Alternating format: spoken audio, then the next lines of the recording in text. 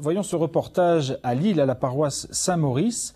Ce sont quelques chrétiens de la paroisse qui portent ce service de la charité, mais ils ont le soutien de toute leur communauté. Et tout commence par un envoi. Reportage, Karine Poidatz.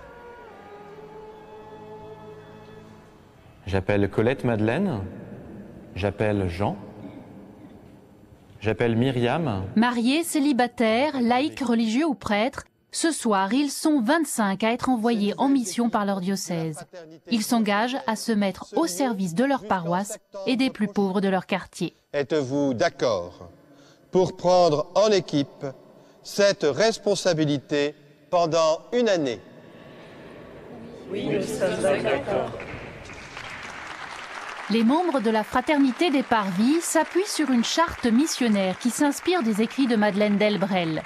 Cette femme qui, dans les années 30, vivait au cœur d'une cité populaire pour être au plus proche des petits et des pauvres. C'est d'ailleurs le rôle premier de l'Église que de s'occuper des plus petits et des plus pauvres.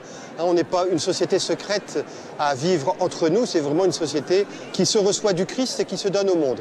Donc c'est vraiment ce signe-là aussi que donne une communauté comme celle des Parvis. Chaque année depuis 5 ans, Christine Simon renouvelle un engagement qui prend tout son sens dans le cadre de la communauté paroissiale.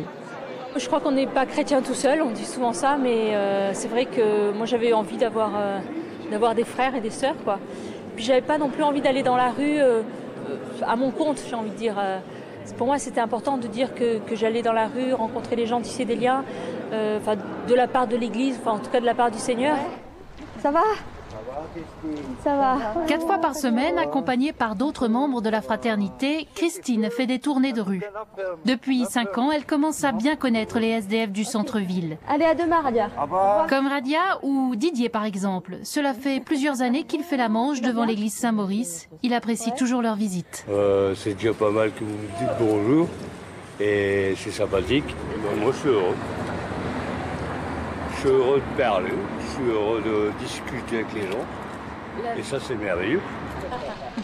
Christine a longtemps travaillé dans le social et elle a toujours aimé rencontrer les gens de la rue. Par ailleurs, j'ai été bénévole dans des associations, mais là j'avais vraiment envie de plutôt tisser des liens d'amitié.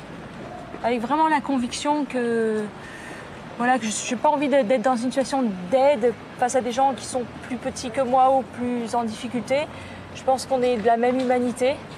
Et c'est ça qui me paraît difficile, c'est de justement, alors qu'on a la même humanité, de ne pas se rencontrer, de l'indifférence qui règne quand même dans la société. Donc voilà, donc du coup j'ai eu à cœur d'aller dans la rue, puis d'aller parler avec les gens. J'espère qu'avant cet hiver on va essayer de s'en sortir, parce que ça va faire notre 3e hiver dehors. Et c'est bon, là c'est un ras-le-cul, une fatigue. C'est de faire tous nos papiers. Mais... Être à l'écoute, tisser des liens d'amitié, Christine vit à fond son engagement dans la fraternité. Ainsi, plusieurs fois par semaine, elle se rend au local, un lieu d'accueil pour les enfants du quartier HLM du faubourg de Béthune, en périphérie de Lille. Que ton nom soit sanctifié, que ton règne vienne. Local pour le caté, mais aussi tout simplement pour des jeux avec les enfants. Les enfants qui participent aux activités ne sont pas forcément des chrétiens en fait. Les activités sont ouvertes pour tous les enfants. Donc on espère qu'il y aura des copains qui viendront, qui viennent pas forcément au caté, c'est pas obligé. S'engager pour Christine, cela signifie vivre avec. C'est pourquoi elle a déménagé afin d'habiter au cœur de cette cité. Et comme elle, 3 autres membres de la fraternité ont pris cette décision. On a fait le choix d'habiter ici dans le quartier pour partager un peu la vie quotidienne des habitants. Donc pas juste faire notre petit truc et puis s'en aller le soir, quoi. Vraiment d'être là pour tout, pour les joies comme les difficultés, quoi. Le fait d'habiter là, dans les allées et venues, comme dirait Rebecca, en allant faire nos courses, on rencontre les gens, on a le temps de discuter.